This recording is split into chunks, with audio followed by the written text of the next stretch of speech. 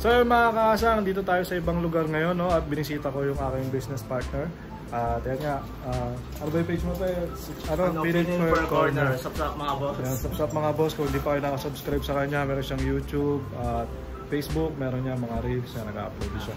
So nandito ako sa kanya ngayon kasi tama ko ito lang kami about do sa mga ano namin na yun nga yung farm namin na business namin. At ayun, may dinala ako sa kanyang isang pares ng sample ng koi feeder. Binigyan ko siyang koi feeder. Tapos yun, silip na rin tayo kung ano yung meron sa kanya dito. So ikutan natin kung ano yung meron sa kanya dito. Alright. So yun mga kaasang, no, marami siya ngayong gapi dito sa kanyang garage. Ikutan lang natin. Ito ano to? APW na AP? Na mukhang ABT. Ito yung pinag-usapan namin kanina. Mukhang ABT siya pero albino full platinum white daw siya nung nabili. Kaya papakita ko sa inyo mamaya yung sa ibang lalagyan kasi top dito kaya mahirap mag-decide yun. Kung ano talaga yung hindi ko alam din kasi tinatanong niya ako. Hindi ko alam kung AFP kasi ito kasi iba talaga yung kulay ng AFP ko. Tapos yung binigay ko sa kanya na tuxedo ko yung gapi, napakarami. Ilan to? Na yung binigay mo sa akin? Pair lang ng Pair lang ba yan? Grabe ang dami. Paano naging ganito karami ito? Kasi ito. Kasi nung female. Oo, ito parang isang batch. Ayan, mga juvie size na rin. Tapos meron pa siya dito. Ano rin to? Tuxedo ko din yun, napakarami. Tapos meron pa siya dito. Tuxedo ko. Meron pa siya doon. So yun, parang apat na lalagyan, no? Ang tuxedo ko. Tapos yun, mag-green yung tubig niya dito, no? Kasi kita nyo naman yan, sobrang yung araw, tutok. Tapos pag hindi tutok yung araw, sobrang liwanag pa rin. May epekto pa rin kasi yan sa tubig. So ito, yun din. Yun din yan. Ano yun? Inipot ko naman dyan, yung mga malalaki na. Malalaki na, hindi natin malaman kung albino full platinum white Kasi mukha siyang albino full platinum white, pero yung buntot niya, blue. Mukha siyang parang ABT talaga. Ito wala naman, puro alaman. Puro reset daw sabi niya. Tapos ito yung tuxedo ko.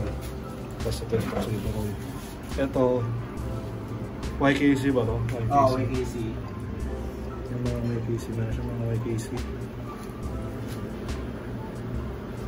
YKC yan. Yung setup niya dito, meron doon siyang halaman.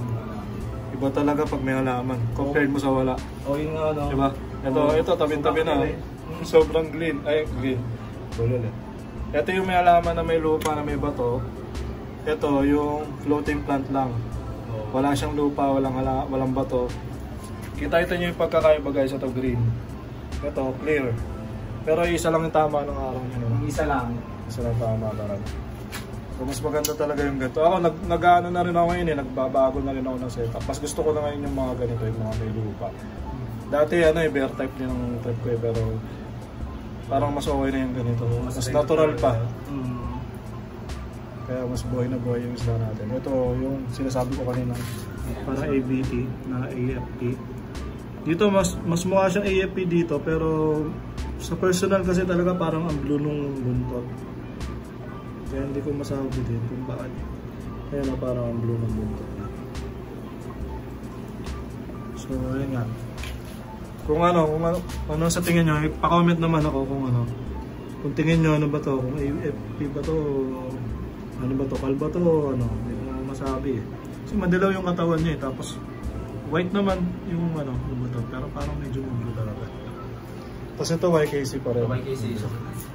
Dami rin Maliliit. Maliliit na malaki. Yan. Nagbebenta ka rin ba ng mga So dito pagka ko, may makakuha rin ako doon, di ba nakita mo kanina? Maglalatag ako dito sa harapan. Dito magtitindahan ka dyan.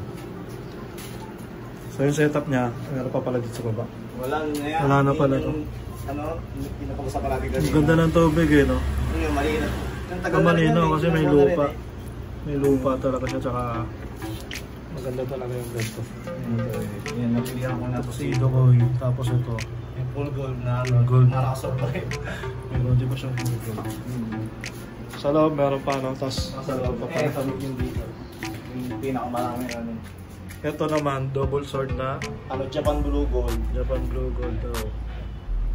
Yan, Sabi mo na parang ako yan. Mag-uwi ako sa bahay. Parami natin. sige.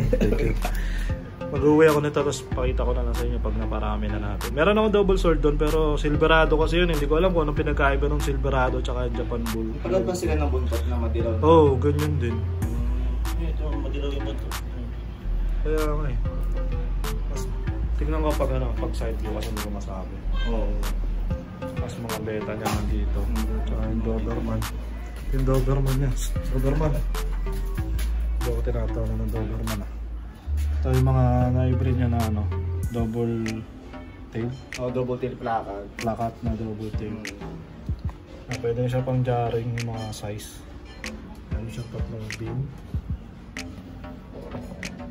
Yung breeder nito nasa na? Nandun nasa loob. Lalaki na lang yung namatay na yung babae. Silipin natin yung sa loob. So ito yung sample na sinasabi ko sa inyo, yung galing doon sa farm natin kung saan ito yung mga anak na to ng mga binili naming breeders, no. So matagal-tagal kasi siyang di nakapunta doon sa aming farm kaya hindi niya rin alam kung ano na nangyari talaga doon sa mga pinaparami namin. So binigyan ko siya ng sample ng aming koi feeder. So ayan, sabi ko sa kanya magparami din siya dito. At pwede naman din talaga siyang kumuha doon dahil nga sa amin yon. So yan, sana dumami sa kanya isang pares dyan. Tapos ayun, meron siya mga beta dito, silipin na rin natin. So ito yung pinaka breeder niya nung nasa labas, no, yung ating double tail plakat. Tapos ito, anong klaseng beta to, no? Medyo parang green yung kulay niya, no? Parang glow in the dark. Ito, meron siya dito multicolor. Pero talaga ako dun parang glow siya. Glow beta siya. Ito multicolor din. Marami siyang beta dito. Meron din siyang Dumbo Ear, Salamander. Ito magandang klase rin to. Classic na klase to pero maganda pa rin hanggang ngayon mga Dumbo Ear.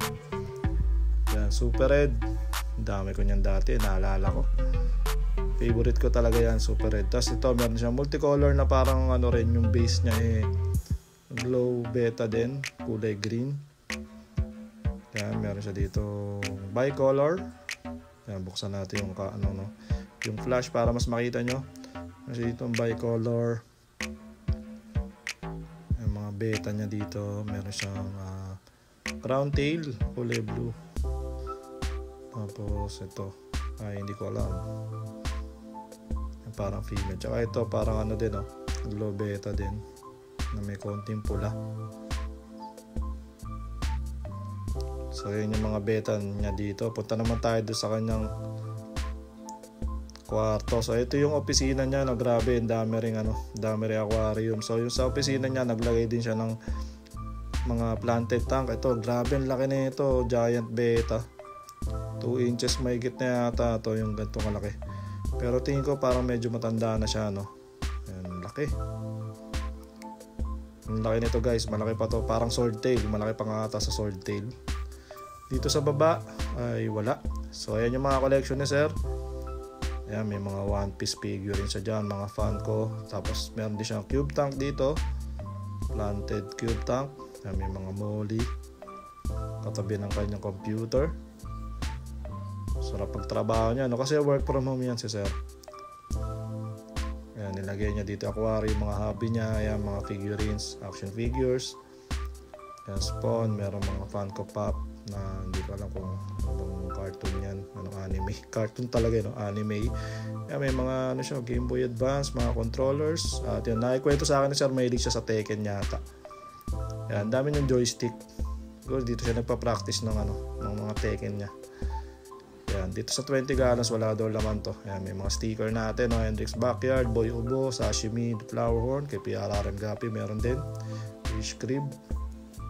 Tapos dito sa baba, ito yung mga na-hybrid niya daw dati to. So black skirt yung lumabas, tsaka blue, parang blue skirt. So nag-crossbreed kasi siya ng magkakaibang kulay. Ito yung lumabas, ang lalaki na Ayan, nakabreed siya ng ng mga tetra. So yun mga kasang, sana nag-enjoy kayo sa video na to. At ayun, tapusin muna natin. Peace out!